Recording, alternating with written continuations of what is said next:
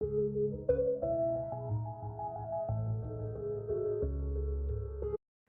Sobat Galeri, selamat datang di video Galeri Channel Galeri Investasi Universitas Gunadarma.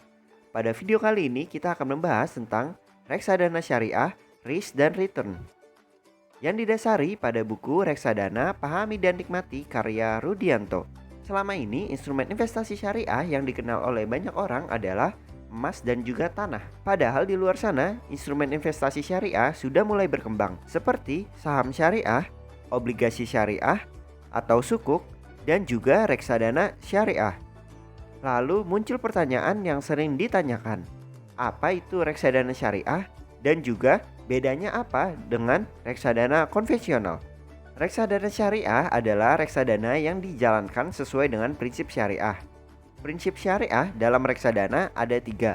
Yang pertama, berinvestasi hanya pada efek syariah. Yang kedua, adanya proses cleansing. Lalu yang ketiga, adanya Dewan Pengawas Syariah. Prinsip syariah reksadana. Yang pertama, efek syariah.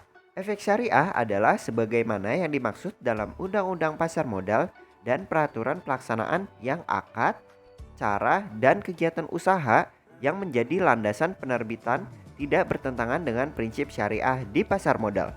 Kegiatan usaha yang tidak sesuai dengan prinsip syariah antara lain menggunakan sistem riba atau bunga, seperti bank dan perusahaan pembiayaan berbasis bunga. Lalu perusahaan yang memproduksi rokok dan minuman keras, dan juga perusahaan jual beli resiko yang mengandung unsur ketidakpastian atau yang kita kenal sebagai asuransi konvensional. Selain itu, meski sudah sesuai dengan prinsip syariah, secara rasio keuangan juga harus memenuhi 2 syarat, yaitu yang pertama, rasio antara utang yang mengandung bunga dibandingkan dengan total aset maksimal 45%. Dan rasio antara pendapatan yang tidak sesuai dengan prinsip syariah maksimal 10%.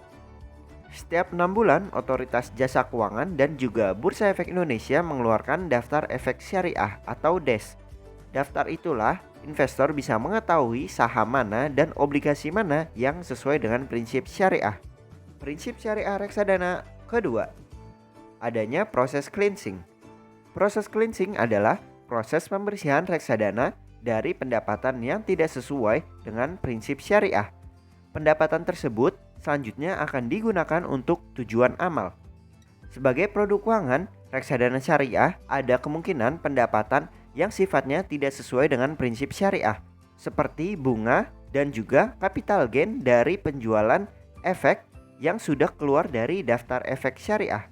Prinsip syariah reksadana yang ketiga, adanya Dewan Pengawas Syariah.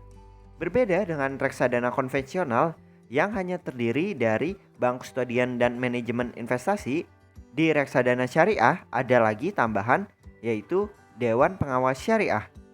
Dewan Pengawas Syariah adalah dewan yang mengawasi pemenuhan prinsip syariah pada suatu reksadana, yaitu investasi apakah sesuai dengan daftar efek syariah dan juga cleansing.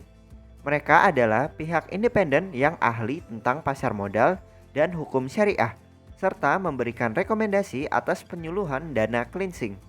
Pembeda reksadana konvensional dan reksadana syariah. Sebenarnya tidak ada perbedaan antara reksadana konvensional dan syariah dalam bentuk dan juga cara pembelian dan transaksinya. Yang berbeda adalah prinsip pengelolaan investasi tersebut. Untuk reksadana syariah menggunakan prinsip syariah. Dan keuntungan dari reksadana syariah adalah lebih berfokus pada sektor infrastruktur, komoditas, manufaktur, dan jasa perdagangan. Dengan risiko gagal bayar yang lebih kecil karena menghindari perusahaan yang rasio utangnya besar. Seperti itulah reksadana syariah, risk dan return.